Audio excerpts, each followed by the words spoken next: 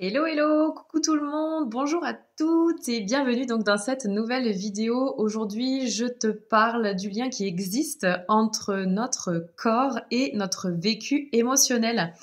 Ces liens, ils sont déjà très très présents dans certaines approches, comme les médecines intégratives, la médecine psychosomatique aussi, et c'est très très ancré aussi dans les médecines du monde entier, comme la médecine traditionnelle chinoise ou même la médecine ayurvédique, où vraiment les émotions sont totalement prises en compte dans les soins qui sont prodigués aux personnes. Donc, l'idée ici, en fait, c'est vraiment de comprendre que quand les émotions, elles ne sont pas exprimées ou quand elles sont réprimées, ok, elles peuvent venir s'ancrer à l'intérieur du corps et influencer vraiment la physiologie du corps, voire même aller jusqu'à déclencher des déséquilibres et même des troubles fonctionnels, d'accord, au niveau des différents systèmes. Donc, ces émotions, elles ont plusieurs impacts en fait vraiment sur notre corps. Quand on vit quelque chose qui est stressant, qui est angoissant, qui est traumatisant, on a notre système nerveux sympathique qui va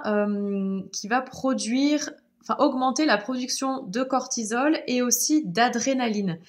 Notre système nerveux sympathique, il gère absolument tous nos systèmes. Il gère notre fréquence cardiaque, il gère notre fréquence respiratoire, il gère notre digestion, il gère aussi notre cycle menstruel. Vraiment, tout est géré par notre système nerveux sympathique en partie. Il y a d'autres choses à côté, mais vraiment, donc quand il y a un stress qui engage notre système nerveux sympathique avec la surproduction d'adrénaline, on peut déjà ressentir certains troubles, certains dysfonctionnements et notamment les tensions musculaires. En général, quand on est stressé, on est un peu plus tendu, on est un peu plus crispé vraiment au niveau des muscles. On va retrouver aussi une baisse de notre immunité quand on est en stress, quand on est vraiment là-dedans. On va retrouver une baisse de notre système immunitaire, mais vraiment une baisse. Et ça, c'est hyper important et hyper intéressant dans le cadre de l'endométriose parce que notre système immunitaire, il permet de lutter contre les phénomènes inflammatoires. Donc ça veut dire que si tu as moins d'immunité, tu as plus d'inflammation aussi à l'intérieur de ton corps. Donc prendre en compte les émotions, le stress dans le cadre de la prise en charge de l'endométriose, c'est hyper important. Notre vécu émotionnel, qui peut être stressant, traumatisant, a un impact aussi direct sur notre système hormonal. Ça, je l'ai déjà dit et je le redis encore une fois. Nos hormones, elles sont gérées par l'axe hypothalamo-hypophysaire. Okay, donc, c'est lui qui gère notre cycle menstruel. Donc, c'est quand même important. Et quand on est en stress et donc en surproduction de cortisol, on va avoir un impact direct sur cet axe hormonal, donc un impact direct sur le cycle. Donc là, encore une fois, nos émotions, notre vécu émotionnel stressant a un impact direct sur notre cycle et donc peut être responsable de troubles du cycle comme les douleurs de règles, les cycles irréguliers, etc. Donc on peut faire tout un tas de liens en fait entre un vécu émotionnel et des troubles que l'on a. Ce qu'il faut comprendre ici, c'est que au moment où ton corps exprime un dysfonctionnement, au moment où ton corps te fait mal, c'est qu'il y a quelque chose en fait qui est là, qui est sous-jacent et que tu ne vois peut-être pas, qui est là depuis X mois, X années même peut-être, et que au moment où ton corps s'exprime, c'est déjà trop tard, entre guillemets, dans le sens où, il y a déjà un truc qui est venu perturber depuis très très longtemps le fonctionnement de ton corps. Et là, ton corps, il n'arrive plus à le gérer tout seul, il n'arrive plus à s'adapter, il n'arrive plus à mettre en place des compensations pour que tout roule. Et donc, il t'envoie un signal comme quoi, là, il n'y arrive plus. Ok ? Et c'est là que ça devient intéressant de parler de vécu émotionnel, de faire des liens entre ce que ton corps te dit et ce qu'il y a en fait dans ton vécu émotionnel qui peut aussi avoir entraîné tous ces dysfonctionnements. Donc on peut faire tout un tas de liens avec les troubles digestifs, avec les troubles du cycle, avec les différents organes aussi du système gynéco. Et puis, eh bien, il faut comprendre aussi là aujourd'hui que vraiment quand une émotion très intense n'est pas exprimée, si elle est réprimée, en fait, elle disparaît pas. Elle reste à l'intérieur de toi et elle va s'accumuler dans ton corps sous forme de tension, de douleur, voire même de troubles fonctionnels. Ok ? Et qu'est-ce qui se passe ? En fait, l'émotion qui vient s'ancrer, qui est bloquée, elle va se traduire par un symptôme physique. Ok ?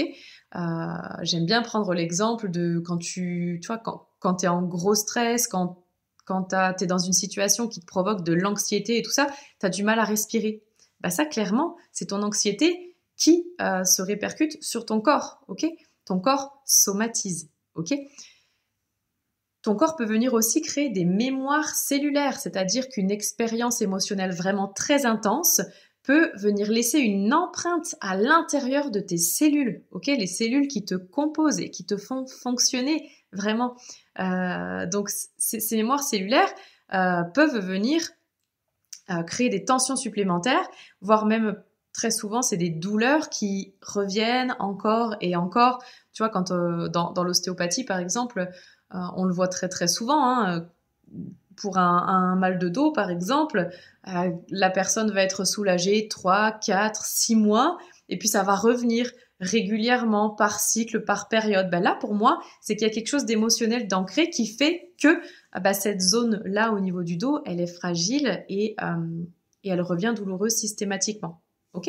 Donc, tout ça pour dire que pour moi, vraiment, dans mes croyances et puis dans ce que je veux transmettre aussi aux femmes aujourd'hui, c'est que on ne peut plus aujourd'hui envisager de se soigner, voire même de guérir, pourquoi pas, des troubles fonctionnels gynéco, notamment gynéco, puisque c'est mon domaine de compétence.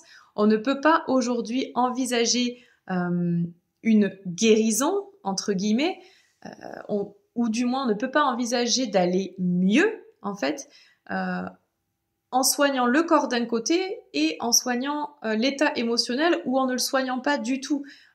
Aujourd'hui, moi je crois qu'aujourd'hui on a besoin vraiment de prendre en compte ces deux côtés de la santé pour avoir les meilleurs résultats, pour avoir un travail qui est optimal en fait. Ok ? Donc après ça, on peut le bosser par exemple avec l'ostéopathie somato-émotionnelle, qui est une branche de l'ostéopathie qui permet vraiment d'intégrer tout ce vécu émotionnel aux tensions qu'on va retrouver dans le corps, de faire des liens et par certaines techniques donc ostéopathiques, énergétiques et de libération émotionnelle, on va pouvoir vraiment travailler sur une tension globale pour la libérer totalement, pour la libérer en profondeur et puis se sentir beaucoup mieux sur du long terme, faire en sorte que ces douleurs et ces dysfonctionnements ne reviennent pas. Voilà. Je te souhaite un excellent vendredi, puisqu'on est vendredi, et je te souhaite aussi un excellent week-end.